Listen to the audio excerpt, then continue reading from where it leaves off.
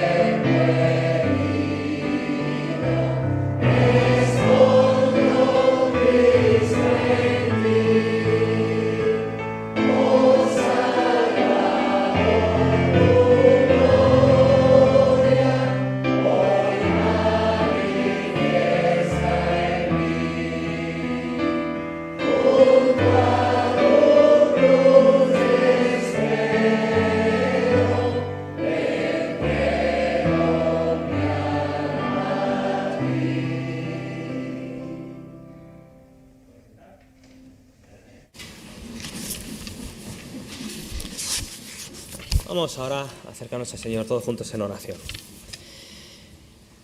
Señor y Padre que estás en los cielos, qué tema tan glorioso y maravilloso que es este que hemos estado cantando con estas palabras. Si bien es un tema glorioso, sin embargo nos habla de la tremenda y profunda humillación por la que pasó tu Hijo unigénito, tu Hijo amado, para que nosotros fuésemos redimidos de nuestra maldad, de nuestro pecado, libertados de nuestra condenación, rescatados de ese camino ancho y espacioso que lleva a la perdición.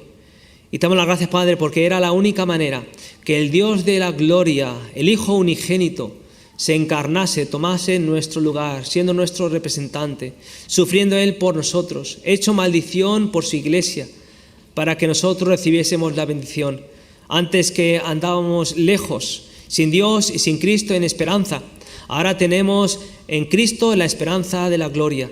Y te alabamos, Padre, porque ahora tú moras en nosotros por tu Espíritu Santo, habiendo sido ahora hechos templos del Espíritu de Dios.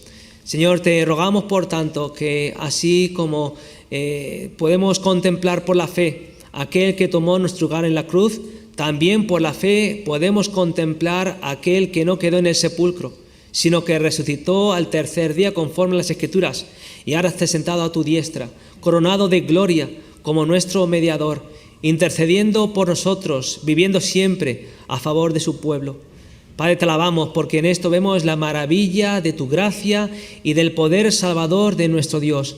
que en medio de tu ira tú te apiadaste de nosotros, te acordaste de tu misericordia, y conforme a tu propósito y tu pacto eterno en tu Hijo Jesucristo, tú nos redimiste de todo pueblo, de toda lengua y de toda nación, para que de esta forma tu iglesia, comprada con ese alto precio de la sangre de tu Hijo Jesucristo, que Él derramó en la cruz para expiación de nuestros pecados, ahora podemos acercarnos a ti y, como es en esta tarde una vez más, agradarte, darte gracias por esta salvación tan grande que tú has obrado en nuestras vidas.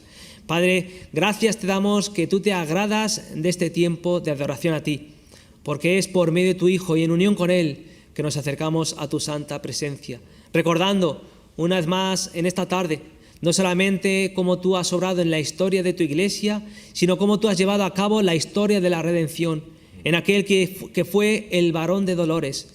Y te damos las gracias, Padre, porque Él gustó la muerte por todos nosotros, por tu pueblo escogido y redimido. Y te pedimos, Padre, que ahora también tú nos bendigas, que quites cualquier distracción de nuestras mentes y de nuestros corazones, para que podamos gozarnos con ese gozo que tu Espíritu Santo nos da en tu Hijo Jesucristo, gozarnos en el Dios Trino de nuestra salvación. Bendice, Padre, te rogamos una vez más a tu siervo, gracias te damos por el mensaje de tu palabra que tú has puesto en su corazón. Capacítale, úngele con tu Espíritu Santo y llénale con tu poder, para que tu Espíritu Santo obre y nos hable a cada uno en nuestros corazones y seamos edificados en Cristo nuestro Señor, cabeza de la iglesia. Pues ese es su nombre que te lo pedimos todo y te damos las gracias. Amén. Bien, como es el tema de la teología de la cruz y la teología de la gloria, el primer himno está enfocado en cuanto a la cruz y ahora vamos a cantar un himno que está enfocado en cuanto a la gloria, uno de los aspectos de este estado de exaltación del Señor Jesucristo, y habla de su resurrección.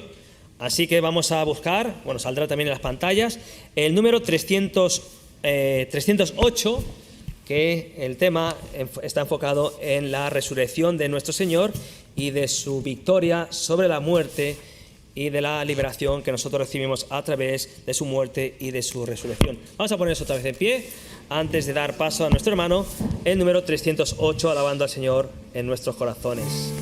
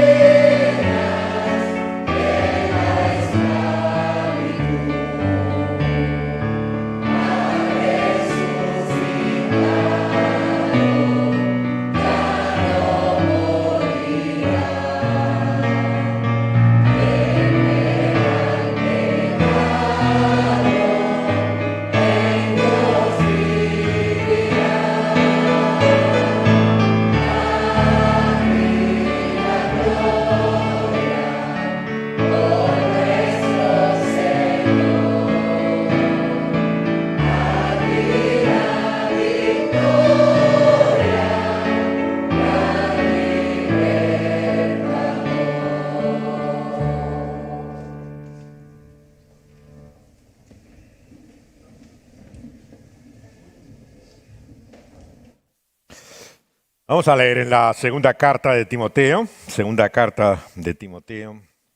capítulo 1, primer capítulo, versículo 8 al 14. Del 8 al 14 de la segunda epístola que hizo el apóstol Pablo, inspirado por el Señor, hablando a nosotros, así como a Timoteo. Dice así, segunda de Timoteo 1, versículo 8.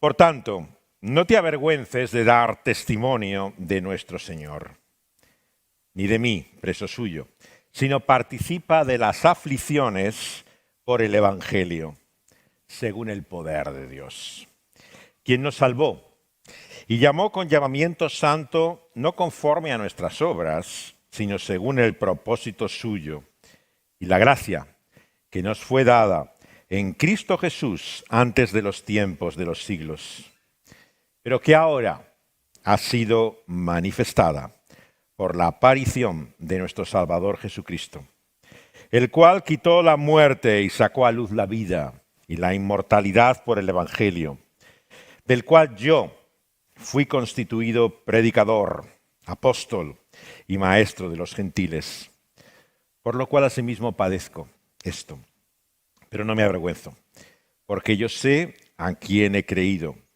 y estoy seguro que es poderoso para guardar mi depósito para aquel día. Retén la forma de las sanas palabras que de mí oíste, en la fe y amor que es en Cristo Jesús. Guarda el buen depósito por el Espíritu Santo que mora en nosotros. Hasta aquí la palabra de Dios.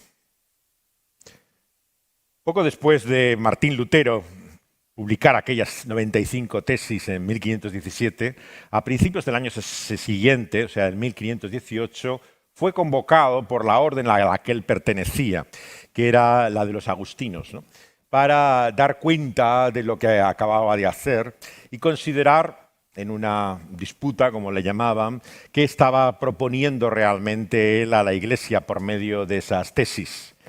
El encuentro fue en Heidelberg. Y muchos de los que asistían pensaban que esto era pues una disputa de monjes, ¿no? Algo que realmente tenía que ver con una orden, pero que no iba a tener ni mucho menos la trascendencia que ellos pensaban que tenía, ¿no? Lutero presentó así también el sentido que tenía detrás de esas tesis. Y quiero leeros algunas, ¿no?, ya que no son todavía muy conocidas. Dice así, las tesis 19 a la 21 de las presentadas por Lutero.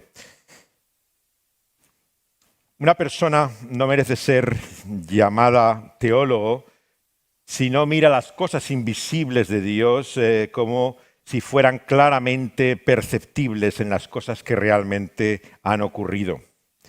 El que merece ser llamado teólogo, dice en la tesis número 20, es el que comprende lo visible y lo manifiesto de Dios a través del sufrimiento y de la cruz. Un teólogo de la gloria, y fijaos bien la contraposición que hace entre el teólogo de la cruz y el teólogo de la gloria, le llama al mal bien y al bien mal. Un teólogo de la cruz llama a las cosas como realmente son. Lo que Lutero presenta, por lo tanto, es una contraposición en el conocimiento de Dios, que eso es lo que significa la teología. Para ellos, teólogos somos todos los que buscamos conocer realmente, saber quién es Dios. Pero él muestra que hay un conocimiento falso de Dios. Ese conocimiento que él identifica con lo que llama el teólogo de la gloria, pretende ver a partir de las cosas visibles y manifiestas el propósito de Dios. Habla de cómo en la teología escolástica, desde Tomás de Aquino, se había llegado a confundir, ¿no?, la providencia, ¿no?, con la revelación de Dios. Pensaban, como muchos todavía creyentes hoy lo hacen, que las cosas que les pasan, que les ocurren, Dios les está diciendo algo por ellas, ¿no? Entonces creían que en la medida que ocurría algo malo, pues Dios estaba manifestando, corrigiéndoles, reprendiéndoles por ello.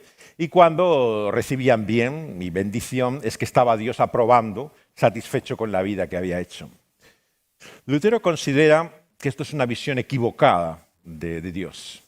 Primero porque confunde, ¿no?, lo que es la creación, el momento en que Dios ha obrado al principio y que ha descansado en el séptimo día. Para él ha terminado su obra. La creación no está continuada, como pensaban muchos teólogos escolásticos, sino que la creación había sido terminada, Dios había hecho ya su obra.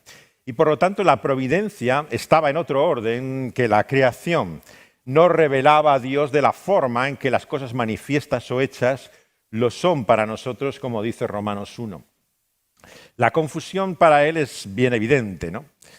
Uno de los que mejor lo ha expresado dentro de esa tradición católica es la historia que se llama El puente de San Luis Rey. El puente de San Luis Rey era una de las novelas favoritas del autor de libros que fascinaron a JFK, a Kennedy, ¿no? Este su autor preferido, era famoso por algunos libros en que planteaba cuestiones que a él le interesaban especialmente. Pero había uno que se llama El puente de San Luis Rey, que se desarrolla en lo que era en aquel entonces, en la época colonial americana, ¿no? Lo que era la presencia misionera que estaban teniendo religiosos católicos, ¿no? en ese mundo.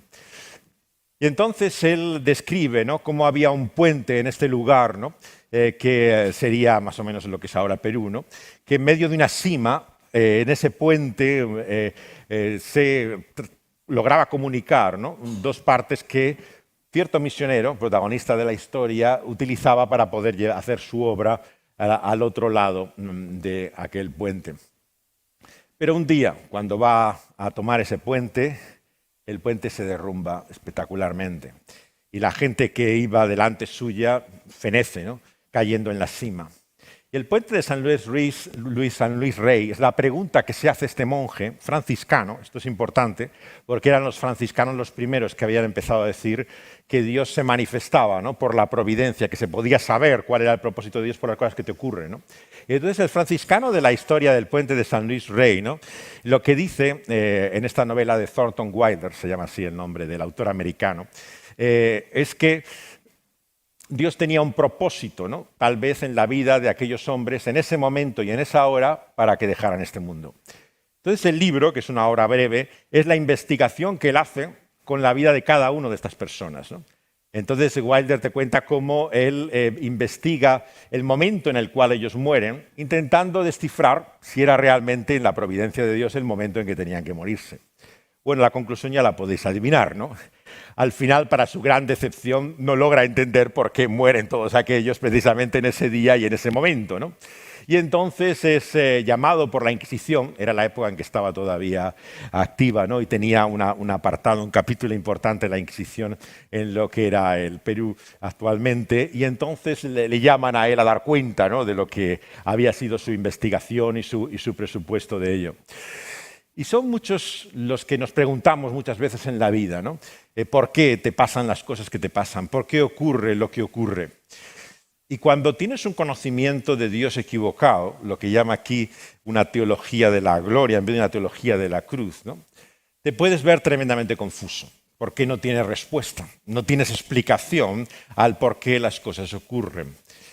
Entonces, él considera que es fundamental para entender no solamente quién es Dios, la cruz del Señor Jesucristo, como hemos visto esta mañana, sino también para nuestra vida como cristianos, como creyentes, entender que vivimos a la luz de esa teología de la cruz, ¿no?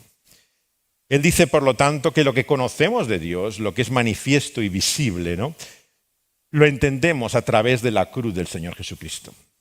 Es en definitiva, claro, la expresión de Romanos 8, ¿no? ¿Qué es lo que podemos conocer de Dios, sino lo que Él nos revela de sí mismo a través de su Hijo, ¿no?, en ese sufrimiento y padecimiento? Por lo tanto, aunque suframos angustias, tribulaciones, pobreza, todo tipo de necesidades, la muerte misma, ¿no?, sabemos realmente quién es Dios para nosotros a la luz de esa cruz, ¿no?, por la cual Dios no ha menoscabado, no ha desestimado entregar a su único Hijo, ¿no?, para mostrarnos que realmente nos ama. Y en ese sentido, él dice en esta última tesis que le he leído, la 21, ¿no?, que esto es una visión irreal de lo que es la vida. El teólogo de la gloria no solamente no conoce a Dios como realmente Él se manifiesta por medio de la cruz, sino que también no está viendo la realidad como es ella. En definitiva, fijaos bien que este es el problema del Evangelio. Es a la luz del Evangelio que entendemos lo que es realmente la vida. Quien no comprende a la luz de Dios y de su palabra por medio de lo que nos muestra en Cristo Jesús su cruz, lo que hace es evadirse de esa realidad, ¿no? Escapar de ella. ¿Por qué? En primer lugar, porque el que no reconoce el problema del pecado, claro, piensa que en su vida no tiene ningún problema. Realmente hace lo que puede, qué mal hay en él, ¿no? La mayor parte de las personas con las que hablamos muchas veces de la fe, ¿qué es lo que te dicen, no? Bueno, estará bien para ti, ¿no? Pero yo no necesito eso. Yo no tengo ninguna falta en mi vida para poder acudir, ¿no?, a esa fe en Dios para que da sentido a mi vida. Claro, ¿qué ocurre? Están viviendo una fantasía. Están viviendo una realidad. Es por eso que todos nos consideramos mejores de los que somos, claro.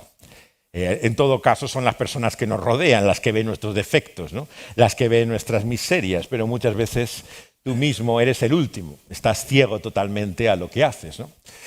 ¿Por qué? Bueno, el reformador lo muestra claramente en su lenguaje cuando habla sobre la esclavitud de la voluntad del ser humano, ¿no? Ilustrando las palabras, ¿no?, de lo que el Señor Jesús dice en el Evangelio de Juan, cuando habla a sus contemporáneos de que el que hace pecado, esclavo es del pecado, ¿no? Entonces Lutero muestra en ese su tratado, ¿no?, el problema del esclavo es que no solamente está esclavo, ¿no?, sino que está ciego a su esclavitud, ¿no? De tal forma que igual que una persona se adicta a algo, tiene un determinado vicio, una mala costumbre, está aferrado a ello, pero no lo reconoce, ¿no?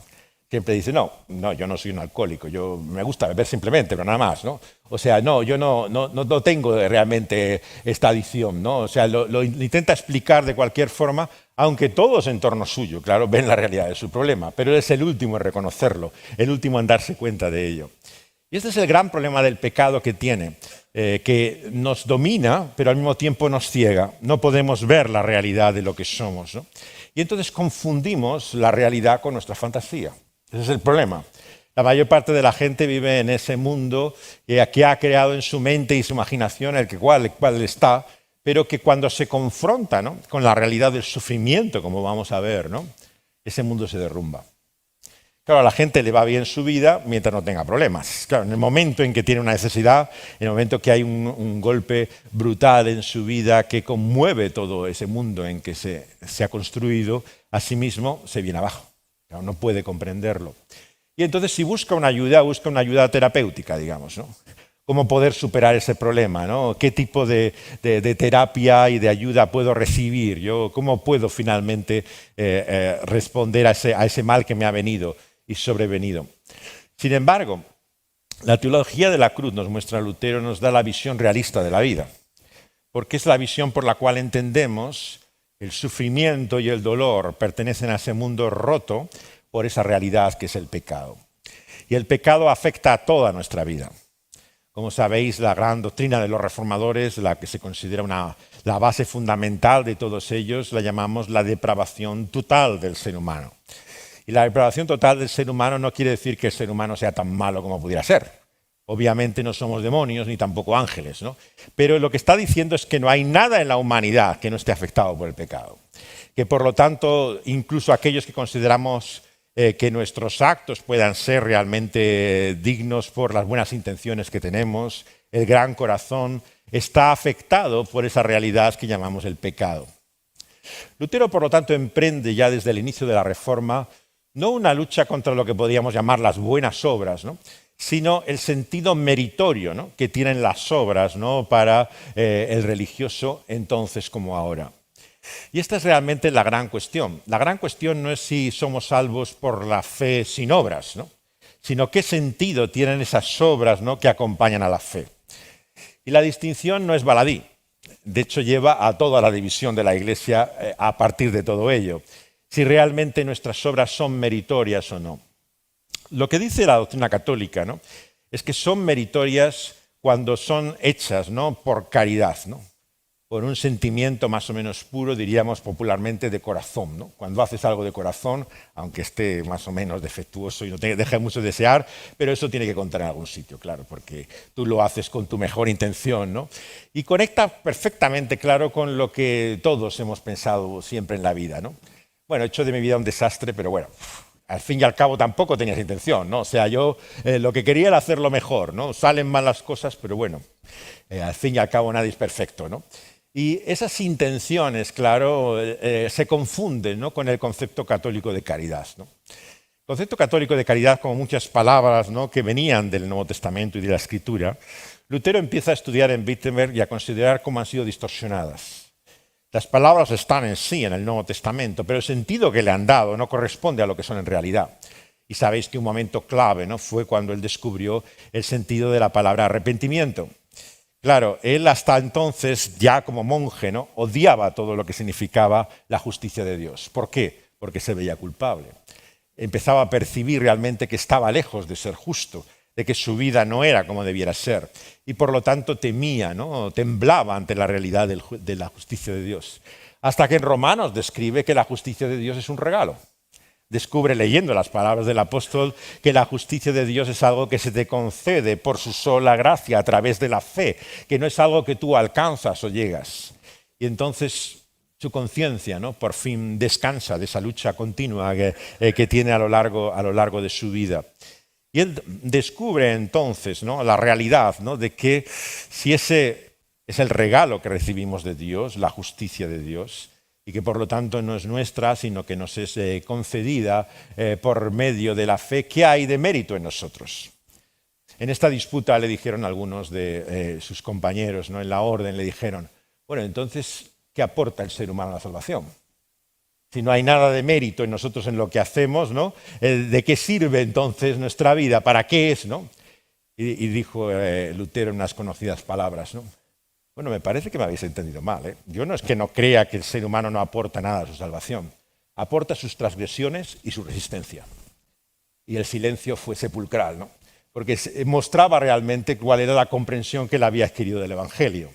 Lo único que el Señor se encuentra cuando venimos a Él por medio de la fe es la realidad de nuestro pecado, ¿no?, y la forma que una y otra vez le hemos rechazado. No hay otra cosa que presentamos delante de Dios. Y esto obviamente no es meritorio en modo alguno, todo lo contrario. Es algo lamentable y vergonzoso, pero es lo único que presentamos delante de Dios. Por lo tanto, en su tratado sobre la voluntad esclava, ¿no?, desarrolla toda esta realidad terrible, el trágico destino al que se ven así destinados los hijos de Adán por este que es nuestro mal y nuestro pecado. Por lo tanto, cuando no comprendes lo que es el pecado, no comprendes el mundo. Eso es lo que está diciendo. Entonces, cuando ves la vida, la querrás ver con los mejores ojos, ¿no?, intentando buscar lo positivo, lo bueno, lo maravilloso que hay en ella, pero estás ciego a la realidad de lo que la vida es. En un mundo roto, lo que hay es pecado y todo lo que el pecado conlleva: sufrimiento, muerte y desolación. Algo en lo que la gente no quiere pensar y por lo tanto prefiere el escapismo, ¿no?, la fantasía, ¿no?, de que este mundo es el mejor mundo de los posibles, ¿no?, aquello que podía ser dentro de lo que cabe, ¿no? Al fin y al cabo esto es lo que tenemos, contentémonos con ello, ¿no? Y en esa imaginación, ¿no?, se quedan con que al fin y al cabo esto es lo que merece la pena de vivir, ¿no?, de disfrutar por lo menos lo que tengamos, ¿no? Esto es escapismo, es fantasía, ¿no? No es llamar las cosas por su nombre. Claro, este es el problema también con lo que percibimos muchas veces, ¿no?, entre lo que es el ideal moral, ¿no?, y religioso, ¿no?, con el cual queremos ver nuestra vida con mejores ojos de lo que es, ¿no? Entonces, lo que nos gustaría que fuera, ¿no?, lo confundimos con lo que realmente es, ¿no? Y de esta forma no llamamos al mal mal, como dice Lutero, ni al bien bien, sino que nos acabamos confundiendo. Empezamos a equivocarnos, ¿no?, equivocarnos en primer lugar en cuanto a nuestras propias contradicciones y debilidades. No queremos llamar al pecado pecado, ¿no? Y empezamos a jugar con tantos términos, ¿no?, que nos llevan a esta sociedad actual, ¿no?, en la cual todos son víctimas de algo y de alguien, ¿no?, y nadie es responsable de nada de lo que nos pasa, ¿no? En todo caso, son esos siempre los otros, ¿no?, los únicos que son responsables del mal que tú tienes o las circunstancias que tú no puedes controlar, pero tú nunca tienes la culpa de nada de lo que ocurre, ¿no? Claro, esa evasión y escapismo que se da también en el terreno moral, ¿no?, vemos también que se da en la confusión, ¿no?, en la cual muchos religiosos, ¿no?, en su salvaje ascetismo, ¿no? Recordáis que, claro, la iglesia medieval, ¿no?, como la antigua, ¿no?, era una iglesia que cuando se acercaba a Dios en su espiritualidad, ¿no?, era tremendamente ascética, ¿no? O sea, este es uno de los grandes problemas muchas veces de los cristianos que quieren buscar inspiración, ¿no? tanto en la patrística, ¿no?, como en la espiritualidad medieval, ¿no? Ahora hay un movimiento, incluso dentro del mundo evangélico, ¿no?, que intenta buscar lo positivo que había, ¿no?, de aquellos ideales, ¿no?, que había en la iglesia antigua, en el rechazo. Pero claro, se encuentran con el rechazo de un ascetismo salvaje, ¿no? Es como el actor de Hollywood que dice, no, yo soy budista, ¿no? Pero claro, ¿qué tiene que ver eso con el budista tibetano, ¿no?, en su ascetismo salvaje, ¿no?, que sacrifica toda su vida, ¿no?, y se lleva a un convento? Eso no es budismo, ¿no? Es lo que tú quieres creerte, ¿no?, que es por tu meditación unas horas el budismo, ¿no? Y así ocurre con muchos cuando se acercan a este tipo de cristiandad, ¿no? Piensan que de alguna forma son inspirados por esa espiritualidad, pero sin comprender, ¿no?, el enorme sacrificio, ¿no?, y el enorme autonegación que acompañaba esa vida realmente monástica, ¿no?, que se buscaba en la espiritualidad de aquel tiempo. Entonces, Lutero descubre, ¿no?, la realmente inutilidad, la vanidad con la cual finalmente no se obtiene esa paz, ¿no?, que él había intentado en el monasterio. En Erfurt, cuando está en el monasterio, dice siempre el testimonio histórico que era conocido, ¿no?, por su gran ascetismo, ¿no?, la manera en la cual se flagelaba a sí mismo, se privaba de todo, vivía constantemente en ayunos y en constantes ejercicios, ¿no?, de negación de sí mismo, ¿no? Pero sin embargo no encontraba la paz, ¿no? No podía encontrar de esa forma que estaba más cerca de Dios, ¿no? Y entonces se confundía, ¿no? Le llamaba a ese padecimiento y sufrimiento su bien, ¿no? Y por eso es que dice también que el teólogo de la gloria confunde, ¿no?, lo que pueden ser las desgracias con bendiciones. Claro, esto es realmente algo que encontramos hasta en la espiritualidad evangélica, ¿no?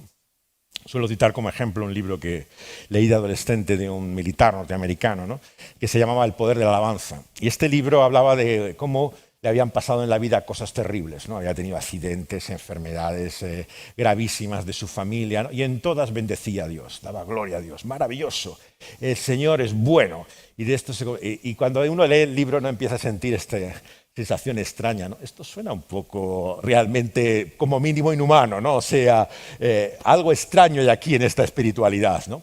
Claro, y es esta confusión, ¿no?, por la cual finalmente no sabes distinguir ni el bien ni el mal. O sea, como en esa providencia se tiene que mostrar Dios, ¿no?, en todas tus desgracias también Dios te está bendiciendo, ¿no? Y entonces, aunque te ocurra una tragedia, ¿no?, eso no es un accidente, eso no es un problema, es Dios bendiciendo tu vida, ¿no? Y entonces, claro, acabas entrando en esta confusión total, ¿no?, también en que entra ese tipo de espiritualidad ascética, ¿no?, que considera que cuanto más sufre, más cerca está uno de Dios, ¿no? Esto lo encontramos, claro, mucho en el modelo monástico, ¿no?, radical que Lutero conoció, pero también en otras versiones, ¿no?, que podemos ver hoy también de espiritualidad que no la busca, ¿no?, en la bendición material que hablábamos antes de un evangelio de prosperidad, sino en todo lo contrario, en la privación. Cuanto más te privas y realmente ya no estás disfrutando de las cosas de este mundo, más cerca estarás de Dios, ¿no?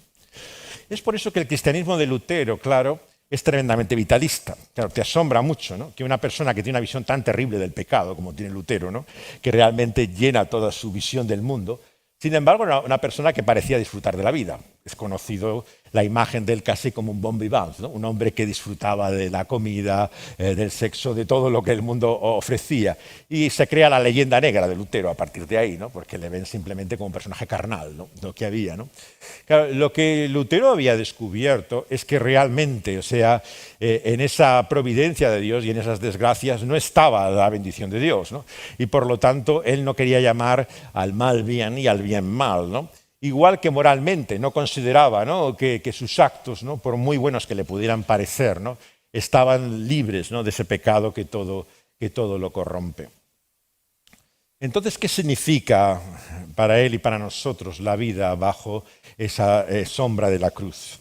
Yendo al texto de Timoteo que leía antes, ¿no?, le llama el apóstol aquí a este siervo del Señor Timoteo a no avergonzarse, ¿no?, esa es la famosa expresión, no avergonzarse de dar testimonio del Señor, sino que participes de las aflicciones por el Evangelio, ¿no?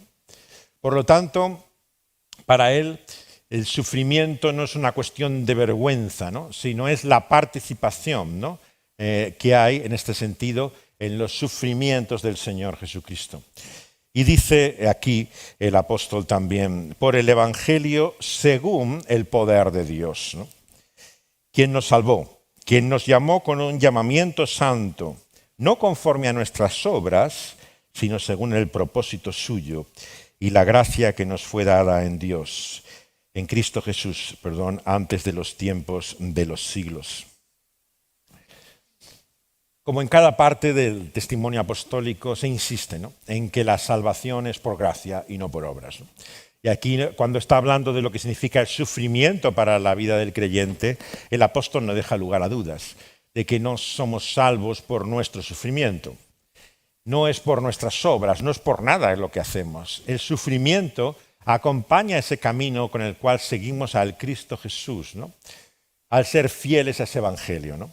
Y nos dice aquí, no te avergüences, ¿no?, de ese testimonio que es de nuestro Señor, ni de mí, preso suyo.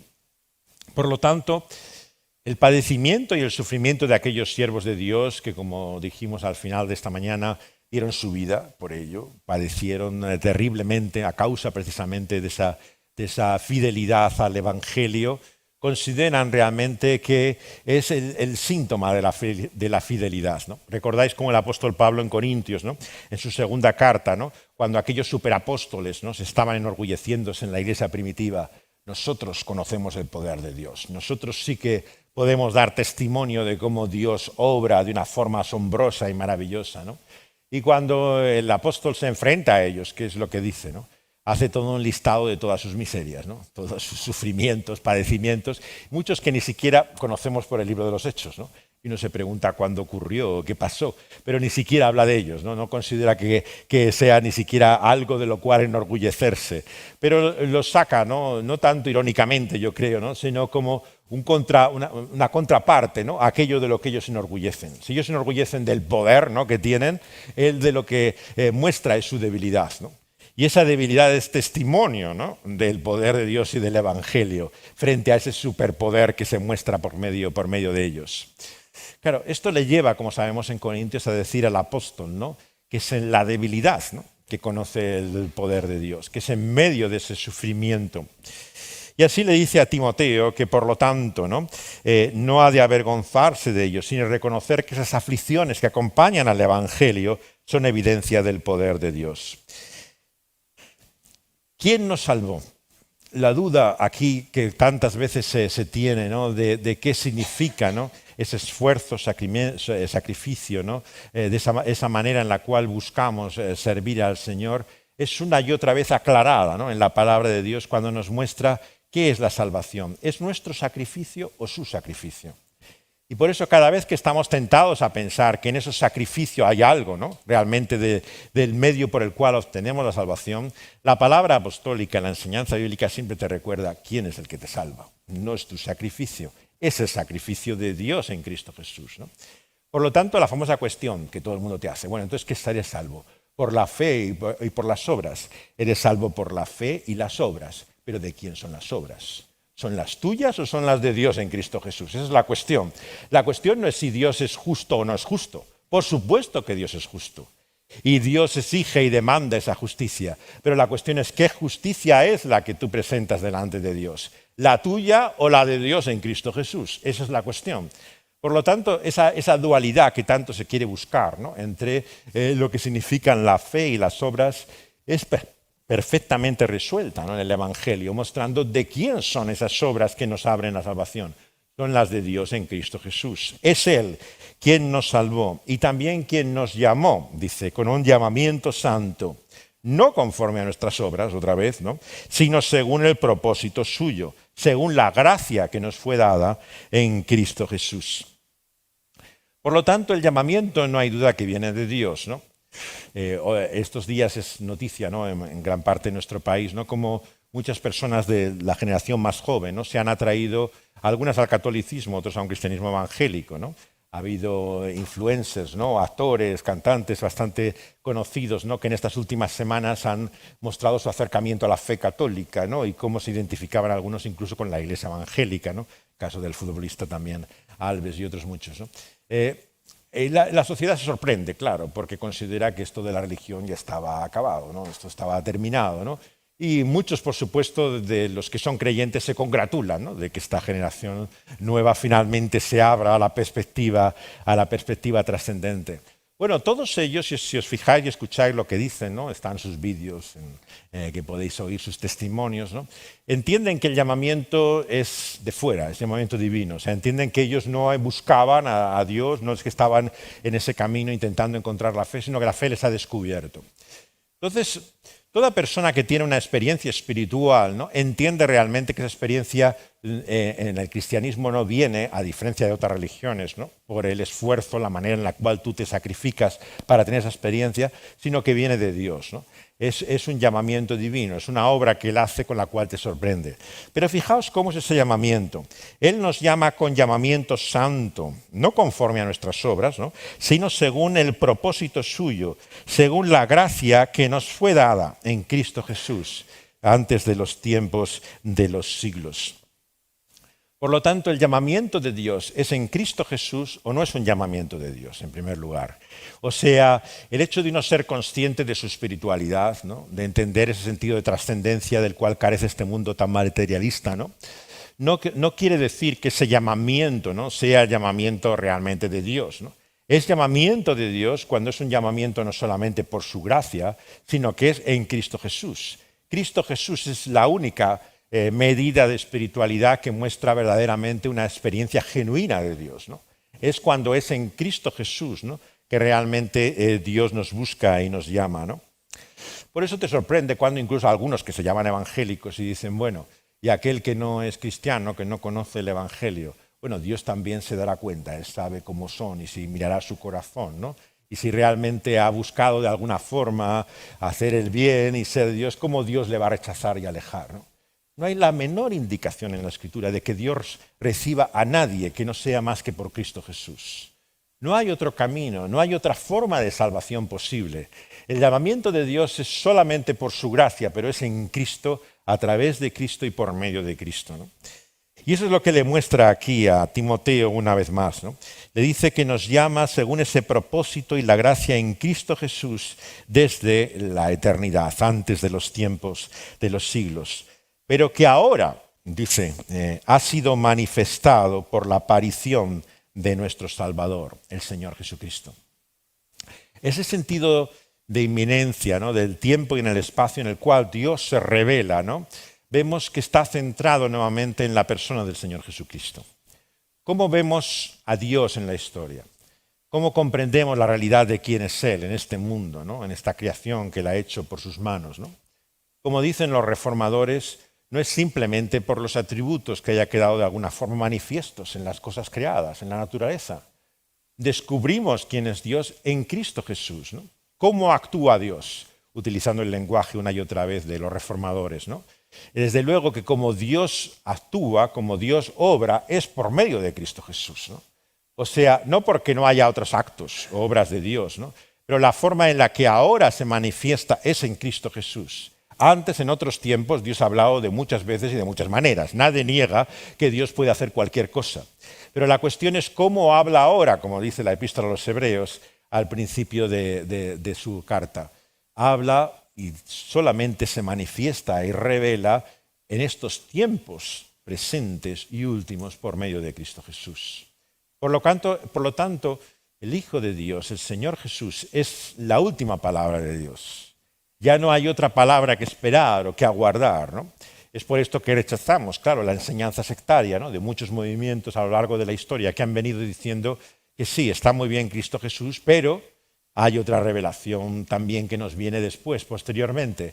Él es la última palabra, Él es la última revelación de Dios, ¿no? Y por lo tanto, lo que Dios hace hoy, lo hace en Cristo Jesús, porque es en Él que es manifiesta la aparición de quién es Dios. ¿Y cómo se muestra Dios a nosotros? Fijaos nuevamente el título con el cual el Señor Jesucristo es acompañado tantas veces en la enseñanza apostólica como Salvador. Con las palabras de Packer, aquel gran siervo de Dios, ¿no? Ya con el Señor, el mensaje del cristianismo no es un mensaje de la forma en la cual tú puedes acercarte a Dios por tus esfuerzos, por tus deseos de salvarte a ti mismo. No es un conocimiento o una iluminación, es un mensaje de rescate, de salvación. ¿Qué es lo que vamos a recordar nuevamente al acabar este año, una vez más, como cada Navidad? que teníamos tan poco remedio, ¿no? Que si no venía el propio Dios a salvarnos, este mundo no tenía ningún futuro. Y por lo tanto la encarnación en la teología de Lutero es muy importante, ¿no? Tan importante para él, ¿no? Es esa encarnación que le lleva a la cruz, ¿no?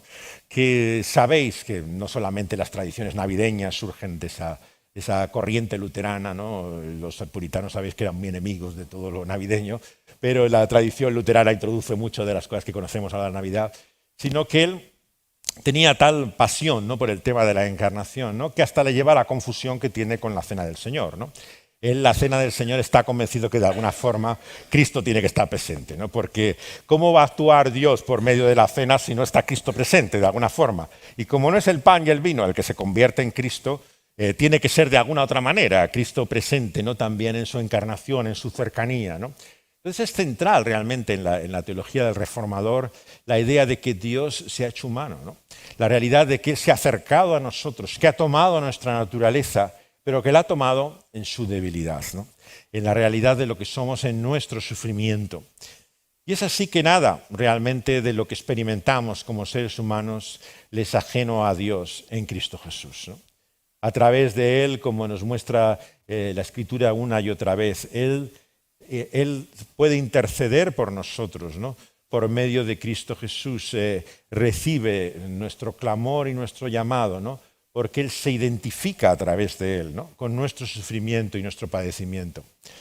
La doctrina de la ascensión, que tiene también mucha importancia en nuestra tradición reformada, muchas veces para los católicos es puramente un concepto. Lo repiten en el credo de los apóstoles, ¿no? Cada misa, en cada vez en una iglesia, se dice efectivamente que Jesús ascendió a los cielos. Pero en la práctica, ¿dónde está Jesús? Como decíamos esta mañana, está en la iglesia. Lo que hace la iglesia es lo que hace Cristo. ¿Cómo conoces a Cristo sino acercándote a la iglesia, ¿no? ¿Dónde están realmente las obras o manifestaciones de Cristo en el mundo hoy? Si no es por lo que la iglesia hace. Sin embargo, como los reformadores entendieron, la ascensión de Cristo tiene enormes implicaciones, ¿no? Porque te muestra la realidad de que el Señor Jesús, como nos describe el libro de los Hechos, ¿no? Entra en el cielo, en la gloria misma, en su humanidad, así como su deidad. ¿Habéis pensado alguna vez cómo ha entrado la humanidad por medio de Cristo en la deidad de Dios? Esto es algo realmente que tiene unas implicaciones asombrosas, ¿no? O sea, hay algo que ha ocurrido en la eternidad, ¿no? Que estaba en el propósito de Dios desde el principio, que incluía a la humanidad, ¿no? Que es la encarnación de Cristo Jesús. Cristo Jesús sube a los cielos en esa realidad humana tanto como divina, ¿no?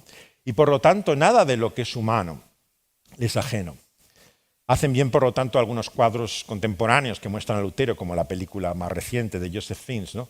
En mostrarle en esa compasión, en esa misericordia, ¿no? Con esta chica enferma, ¿no? La manera en la cual se acerca a él, a las personas más débiles, ¿no? ¿Por qué? Porque entiende, ¿no? Que en esa humanidad de Dios se refleja en Cristo Jesús, ¿no? En su encarnación. Es por eso que nada de nuestra debilidad y sufrimiento le es ajeno. Pero qué poco expresamos de esto muchas veces en la iglesia, ¿no? Nuestra idea de la espiritualidad es un poco sobrehumana, ¿no? Algo que va más allá de la humanidad, ¿no? Nuestra idea de la santidad es como elevarse más allá de la esfera humana, ¿no? A una esfera espiritual que ya no tiene que ver tanto con la humanidad, ¿no? Y claro, no comprendemos todavía la realidad del pecado en nuestra vida como creyentes. Esto es fundamental, como sabéis, en todas las confesiones, catecismos y la enseñanza de todos los reformadores. El hecho de que el pecado acompaña la vida del creyente en un constante conflicto y contradicción. Y sin embargo nosotros nos escandalizamos cuando surge el pecado en la iglesia y pensamos cómo puede haber pecado si esto es realmente una comunidad de santos, ¿no? ¿Qué lugar puede tener semejante contradicción en medio de ella? Y claro, lo que nos muestra el verdadero cristianismo, el verdadero evangelio, ¿no? Es la simpatía y compasión que podemos tener por la persona que lucha por el pecado. Podemos condenar la perversión, la inmoralidad, pero ojo, hay personas en nuestras iglesias que están luchando con su propia orientación sexual, por supuesto perversa, contaminada, efecto del pecado, pero están en ese camino del Señor Jesucristo en conflicto consigo mismos. Y no podemos tener solamente palabras de condenación y decir que esto no es el propósito de Dios. Por supuesto que no era el propósito de Dios como hizo al ser humano desde el principio. Pero la realidad es que todos estamos mal formados, distorsionados. Todos tenemos una discapacidad, ¿no? Y se muestra en un aspecto u otro de nuestra vida. Y por lo tanto tenemos que entender que ese conflicto humano no es ajeno a la fe, al contrario, está en el propio sentido de la fe, esa lucha, ¿no? Ese conflicto con el cual muchos viven en su vida, ¿no? En todo aquello que encuentran en sí mismo, ¿no? En contradicción con la voluntad de Dios, ¿no? En ese sentido, ¿no? El apóstol, claro, nos llama aquí a ver esa perspectiva gloriosa, ¿no? De lo que Cristo ha prometido para nosotros, ¿no? En contraste, ¿no? Con la realidad de esa vida bajo la sombra de la cruz, ¿no? Y él tiene esta afirmación tremenda, claro. El Señor Jesucristo, el cual quitó la muerte y sacó a luz la vida y la inmortalidad por el Evangelio. No os creáis cuando dice la gente, bueno, el día que venga alguno de los muertos, entonces me creeré lo que hay después de la muerte. Ya ha venido alguno de la muerte. Es porque creemos su testimonio que sabemos lo que hay después de la muerte. Por lo tanto, la inmortalidad ha entrado en nuestra vida y en nuestra historia por el testimonio de aquel, ¿no? Que ha traído, ¿no? Por medio de su resurrección la realidad de esa vida eterna a este nuestro mundo.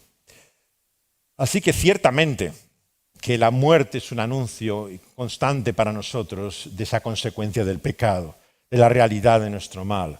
Pero también entendemos que detrás de esa realidad de pecado y de muerte, ¿no?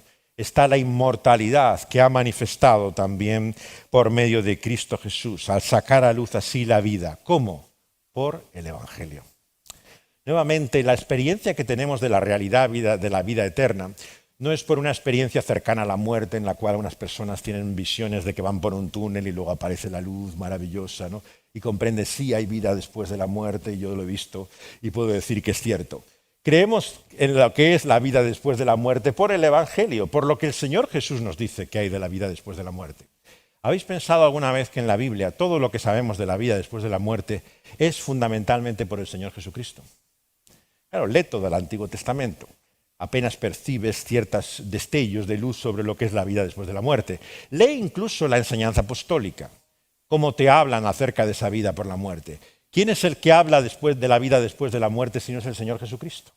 Es Él el que una y otra vez, con la autoridad que Él tiene, te declara lo que significa que está establecido que todos muramos, ¿no? Y que después de esa muerte hay un juicio y que es la realidad que nos espera, ¿no? Después de esa muerte. Por lo tanto, es al Señor Jesucristo al que tenemos que atender, ¿no? Cuando nos preguntamos qué hay finalmente también al final de nuestra vida. ¿Cuál es la realidad última de todas las cosas? Lo sabemos por el Evangelio del Señor Jesucristo. No hay otra forma de conocimiento. Todo lo demás es la vaga idea con la que la mayor parte de la gente te habla de la vida después de la muerte. Bueno, sí, yo creo que hay algo que de alguna forma nos quedamos. Tiene que quedarse de alguna forma la energía, el recuerdo.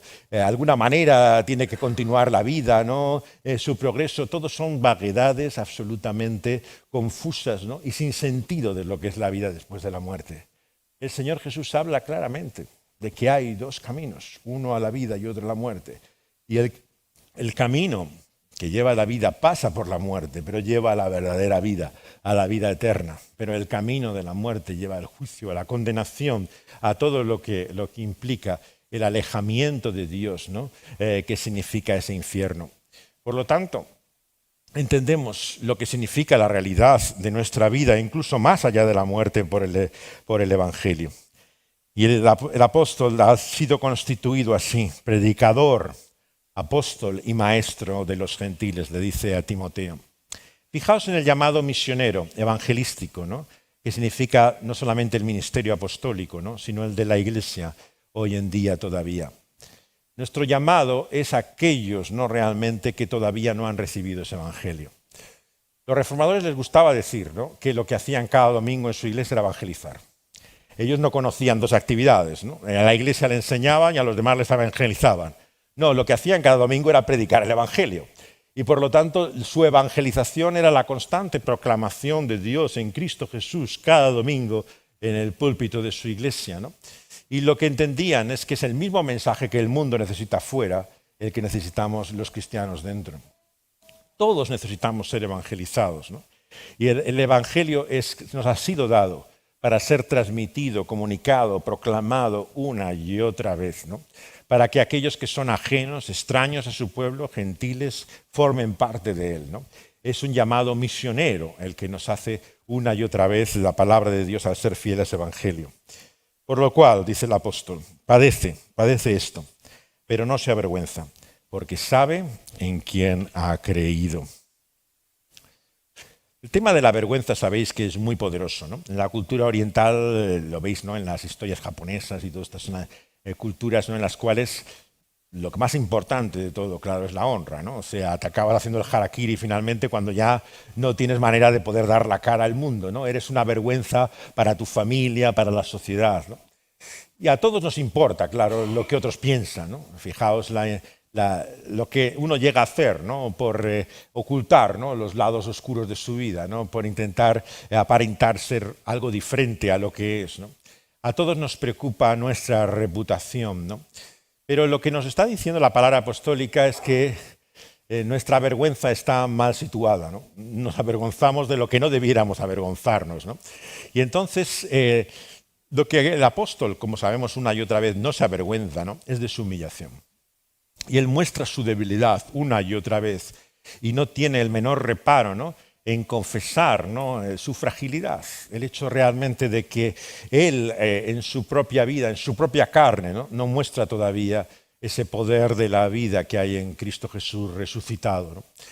Y por lo tanto le dice a Timoteo, no te avergüences tú tampoco, no te avergüences de tu debilidad, no te avergüences, como sabemos, le dice también de su juventud relativa, no era tan joven como a veces imaginamos, ¿no? Pero que no considerara realmente que esa su vulnerabilidad, su completa falta, ¿no? y necesidad era algo de lo que avergonzarse, ¿no? Y el sufrimiento, claro, le dice que padece él, en vez de ser una causa de vergüenza, ¿no? Es como la confirmación para él, ¿no? Realmente de la realidad de quién es él y de dónde viene el poder que se manifiesta en su vida. Viene de Dios y no viene de él, ¿no? Y por eso dice, no te avergüences de tu padecimiento, ¿no? Eso que yo padezco y que tú también padeces, ¿no? Dice, porque yo sé en quién he creído y estoy seguro que es poderoso, dice, para guardar mi depósito en aquel día. Aquí el apóstol nos habla aquí de una forma sorprendente, ¿no? De lo que significa nuestra vida, ¿no? Aquí el depósito, ¿no? Por un lado lo utiliza a veces para hablar del evangelio mismo, de la doctrina, de la enseñanza que hemos recibido, ¿no? Y otra vez, ¿no? Parece referirse, ¿no? A lo que hemos recibido, ¿no? Como don de Dios, como un depósito suyo, ¿no? Todo lo que realmente merece, ¿no? Que la vida sea vida, ¿no? ¿Y de qué depende su mantenimiento, ¿no? ¿De qué depende realmente su seguridad, ¿no? Nos dice aquí que depende solamente del poder de Dios, ¿no? Wesley, por mucho que especulara al final de su vida sobre el perfeccionismo y un poco perdió el rumbo, pero él siempre mostró claramente, ¿no? esa dependencia y confianza del poder de Dios, ¿no? Y tiene esa famosa frase, ¿no? Que tanto se ha repetido, ¿no? Yo soy inmortal, ¿no? Hasta el día y la hora en que el Señor establezca, ¿no? Ese día no será accidente, no será casualidad, no podrá haber sido otro momento, otro día, era el momento en que tenía que dejar este mundo, ¿no? Y tenía esa confianza y con eso se arriesgaba, ¿no? Como tantos predicadores, ¿no? Habían hecho a lo largo de la historia, ¿no? Poniendo su vida constantemente en riesgo, ¿no? Sabiendo que su vida estaba en las manos de Dios, ¿no? Y que por lo tanto el poder de Dios era el que lo sostenía y cuando sería llevado de este mundo sería porque así Dios lo había querido. ¿Cómo se ha hecho la misión cristiana en definitiva si no es así? ¿Cómo han arriesgado su vida tantos al ir a tantos lugares, ¿no? De peligro en este mundo, sino sabiendo que sus manos estaban, no en sus manos estaba el futuro, sino en las manos de Dios, que era Él que sostenía su vida. Y aquí, fijaos que va más allá de la realidad física, ¿no? Dice, yo sé a quién he creído y estoy seguro que es poderoso, ¿no? Para guardarme para aquel día. Parece aquí no solamente referirse a su preservación, a la manera en que nos guarda, sino también a lo que significa nuestra fe y nuestra perseverancia, ¿no? ¿Quién no ha temido, ¿no? Que eso que hemos conocido y descubierto de la fe, ¿no? Finalmente un día pierda su valor para nosotros. Hemos visto a tantos a nuestro lado, ¿no? Que profesaban esta misma fe y hoy dónde están, ¿no? ¿Qué ha sido de ellos, ¿no? Y uno se pregunta, ¿y por qué no voy a ser yo igual que ellos? ¿No llegará un día también, en otras circunstancias o situación, que yo también me apartaré o me alejaré?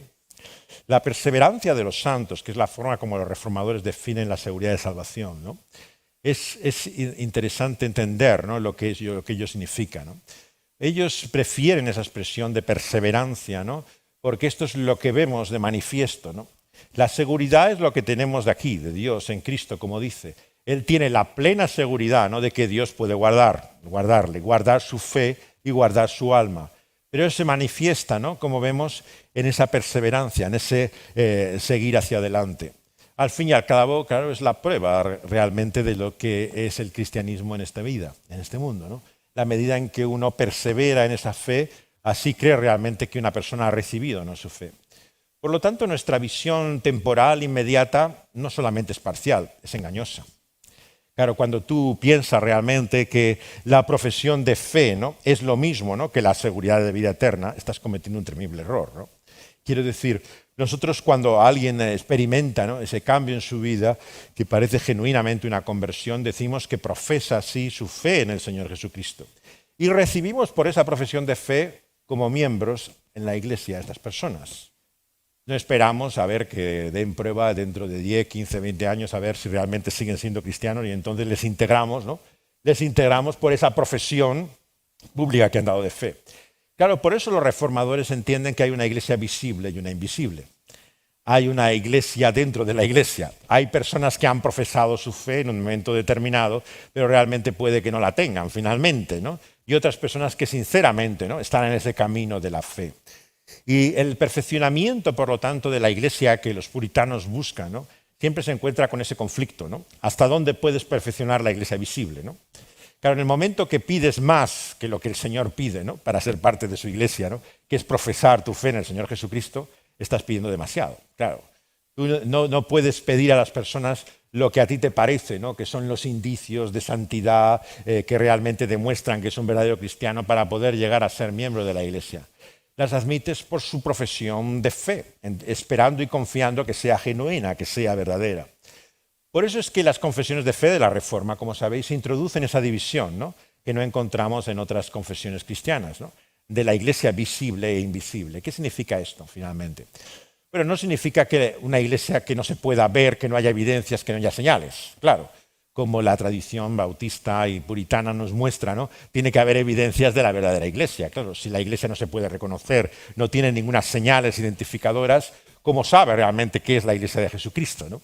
Claro, lo que quieren decir con iglesia invisible, ¿no?, es que la iglesia no se manifieste o se evidencia en el mundo, ¿no?, sino el hecho de que realmente el Señor sabe los que son suyos, ¿no?, como dicen las conocidas palabras del Nuevo Testamento. Y tú, por lo tanto, apártate del pecado. Pero no te dediques toda tu vida a juzgar a ver quién es verdadero cristiano o quién no lo es. El deporte favorito de la mayor parte de los cristianos, ¿no?, que se dedican toda su vida a intentar observar a los demás a ver si dan suficientes evidencias de ser cristianos o no. Es el Señor el que sabe lo que son suyos. Y en esa confianza entendemos, ¿no?, que por supuesto que la iglesia visible no es igual que la iglesia invisible y que los elegidos de Dios y los que son de Él no son los mismos que muchas veces se reúnen o profesan su nombre, ¿no? Pero eso, en vez de ser una señal de preocupación, tenemos que dejarlo en las manos de Dios. Dios conoce, Dios sabe y Dios dirá a los que son suyos, ven a Él. Y ese día, por supuesto, habrá grandes sorpresas, ¿no? Habrá algunos que no esperamos y otros muchos que pensábamos que era indudable que estaban allí y no estarían en su lado, ¿no? Pero eso está en las manos del Señor, no podemos adelantarlo a ello. Y lo que tenemos es la seguridad de que Él es poderoso, ¿no?, para poder llevarnos hasta ese día. Y por lo que debemos hacer entonces, nos dice como conclusión, retener la forma de las sanas palabras que has oído en la fe y el amor que es en Cristo Jesús. Esta expresión, claro, molesta en todas las traducciones actuales y contemporáneas que han querido todas erradicar la palabra forma, ¿no?, porque esto de la forma suena fatal, ¿no? O sea, ¿cómo que hay que retener las formas, ¿no? Esto de las formas no tiene sentido, ¿no? Tenemos que traducirlo de otra manera, ¿no? Porque retener la forma, eso suena realmente a hipocresía, ¿no? Suena a algo aparente, algo que no es realidad, ¿no? Ahora, ¿qué quiere decir aquí el apóstol con retener la forma, ¿no? Es nuevamente la misma idea que está una y otra vez insistiendo. el depósito, ¿no? Lo que significa ese evangelio, esa palabra de Dios que hemos recibido como revelación, tal y como está expresada, ¿no? Como encontramos en la Escritura, ¿no? Esa forma quiere decir que Dios se expresa claramente, ¿no? Y en medio de la historia, ¿no? En el espacio y en el tiempo, ¿no? De una forma clara. Y lo que debemos es retener, ¿no? Eso que hemos recibido como depósito de Dios. Y son, por si tenemos dudas, sanas palabras. No está hablando aquí de una forma, ¿no? En cuanto a un estilo de vida, ¿no? Retener el comportamiento que parezca adecuado, las maneras que parezcan decentes o correctas, ¿no? Es retener la forma de las sanas palabras. De lo que está hablando en definitiva es nuevamente de lo que significa la sola escritura, el principio del hecho de que es Dios el que se ha elegido y escogido expresarse, ¿no? Por medio de esas palabras y ese lenguaje verbal, ¿no? Los solas, por lo tanto, a los que siempre llegamos cada vez que intentamos explicar el Evangelio, no solamente a la luz de la Reforma, sino a la luz misma de la Escritura, ¿no? Nos muestran siempre qué es la dificultad en el ser humano, ¿no? C.S. Lewis, en sus famosas cartas del diablo a su sobrino, ¿no? Tiene una conocida carta, ¿no? En la que le dice que cuando ya su paciente parezca que no tiene remedio, ¿no? El paciente para él es la persona que se ha convertido al cristianismo, ¿no? Y que tiene el demonio que tentar, ¿no? Y alejarle del buen camino, ¿no? Entonces el paciente al que es entregado la tarea, este demonio, de apartarle del buen camino, dice, bueno, ya cuando lo tiene perdido, lo que por lo menos le tienes que convencer es del cristianismo ¿no? Y esa Y, ¿no? Esa conjunción impone múltiples ejemplos, ¿no? El cristianismo y la reforma moral, el cristianismo y la familia, el cristianismo, bueno, todo lo que le quieras añadir a continuación de cristianismo ahí. Por lo menos que se confíe en que es el cristianismo y algo más, no solamente el cristianismo a secas, ¿no? Claro, esta fue la gran división de la Reforma. El señor Grau, ¿no? Que siempre recordamos, siempre solía expresar, ¿no? La diferencia entre el catolicismo, ¿no? y la fe de la Reforma de esta manera. Es la Y que se le añade. Es la Biblia y la tradición, ¿no? Es la fe y las obras, ¿no? Esto todo se le añadía siempre, ¿no? El elemento, ¿no? Que complementaba, ¿no? Que añadía siempre a lo único que es realmente la forma y el modo de salvación, ¿no? Entonces, la sola escritura ha sido uno de los puntos más criticados y objetados totalmente, ¿no? Esto no es bibliolatría, o sea, ¿cómo puedes tener ese apego a un libro? Es que estáis teniendo una devoción y adoración a lo que es simplemente escritura, ¿no? Dios no es escritura, ¿no? Dios es un Dios vivo, ¿no? Y se manifiesta en la persona de Cristo vivo, ¿no? Pero ¿cómo retenemos a Dios vivo en Cristo Jesús? Reteniendo la forma de las sanas palabras que ha oído en la fe y el amor que es en Cristo Jesús. Por lo tanto, lo que creemos, ¿no? Es que en Cristo Jesús está revelado y se manifiesta así en la Escritura, y solamente en la Escritura. Y cuando retenemos la Escritura, retenemos el testimonio por el cual podemos conocer a Jesucristo. No hay otra forma, no existe otra tradición, no hay decisiones de concilios, de enseñanza de papas o de ningún dirigente iglesia que te pueda llevar a conocer a Cristo como solamente la Escritura puede hacerlo. Por eso concluye, guarda ese buen depósito por el Espíritu Santo que mora en nosotros. Finalmente, ¿qué confianza podemos tener, ¿no? Que esta iglesia que empezó su reforma y que continúa reformándose, como dice la conocida frase, ¿no? Hasta el día de hoy, ¿no? Seguirá así haciéndolo. No llegará un día en que finalmente la iglesia se asimile, ¿no?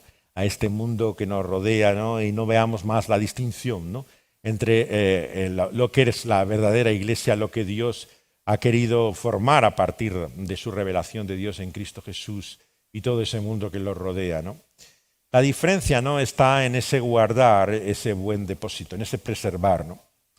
El problema muchas veces de los conservadores es que no son suficientemente conservadores. O sea, es como ocurre en la política, ¿no? Hay gente que dice, no, yo soy de derechas, no, yo soy conservador. Y luego, ¿qué conservas tú? ¿Qué es lo que preservas? Nada. Si lo único que defiendes es el capital, ¿no? Y el movimiento liberal de los bienes y del trabajo, ¿no? Eso no es preservar o conservar nada, ¿no? O sea, ya no hay conservadores, ya no hay gente que busque realmente preservar o guardar nada, ¿no? Pero ¿qué es lo que tenemos que preservar o guardar? No unos valores o unos conceptos más o menos tradicionales, ¿no? De lo que es la vida. Lo que tenemos que guardar es el buen depósito que nos ha sido dado en Cristo Jesús. Y por lo tanto, la Iglesia, como decía esta mañana, ha encontrado una perla de gran precio y no podemos venderla, no podemos perderla. Ese evangelio es innegociable, ¿no? Es lo que realmente hace a la iglesia, ¿no? Y por lo tanto el llamado, por supuesto, es a preservar y a guardar ese depósito. Y por lo tanto la herejía, el error, siempre serán nuevas ideas. Todo aquello que suena realmente original, que parece algo innovador, ¿no? Sospecha de ello. Porque realmente es el viejo evangelio del cual estaba ahí hablando, en el único en el que puedes tener tu confianza. Si te suena demasiado conocido, demasiado familiar, es que estás cerca realmente de la verdad que Dios nos ha revelado. En el momento en que nos da unas perspectivas distintas, innovadoras, originales, estamos más cerca realmente del camino del error y de la equivocación. Pero ¿qué es las últimas palabras del apóstol que hemos leído, que nos han de animar, ¿no?, a que esa iglesia va a guardar ese buen depósito, ¿no? Nos dice aquí el apóstol que lo haremos solamente, ¿no? Como nos dice aquí el apóstol, por medio del Espíritu Santo que mora en nosotros, ¿no? Fijaos que en ese sentido, ¿la iglesia es carismática o no es iglesia? Porque ser carismático significa depender de la obra del Espíritu Santo, del carisma, del don de la obra del Espíritu. No creáis, por lo tanto, a aquellos que os digan que hay cristianos carismáticos y no carismáticos. Todos los verdaderos cristianos tenemos que ser carismáticos, además de cristianos apostólicos y católicos, ¿no?, por supuesto. Pero además somos carismáticos porque dependemos de esa obra del Espíritu Santo. Si no fuera por esa obra del Espíritu Santo, el Evangelio hubiera quedado atrás mucho tiempo ya en la historia de la Iglesia. Y ese Espíritu Santo que nos hace guardar ese depósito actúa todavía en nosotros. Y esa es finalmente también la confianza que tenemos, que somos una obra inacabada, incompleta, ¿no? El Espíritu Santo está actuando y obrando en nosotros una transformación, un cambio real en nuestra vida, ¿no? Y ciertamente, como cuando vemos un local en obras que no está todavía terminado, ¿no?, todo parece un caos, ¿no?, una confusión. Y así cuando miras tu vida muchas veces dices, uff, qué desastre, ¿no? O sea, yo no sé realmente lo que soy, ¿no? Porque ves indicios, ¿no?, de esa obra divina, pero ves tanto realmente de lo que es tu confusión y tu vida. Pues quiero dejar con unas palabras de Calvino, claro que no podía faltar para terminar este día.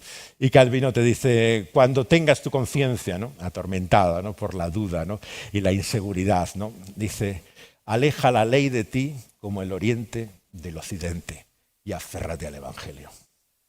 Por lo tanto, la ley fundamentalmente a lo que te lleva es a entender lo lejos que estás de la voluntad de Dios. Y cuando nos contemplamos a la luz de sus mandamientos, ¿no?, observamos la realidad de quién es Dios, la expresión moral de quién es Él, ¿no? Y no somos Dios, estamos lejos de Él y de cómo debiera ser.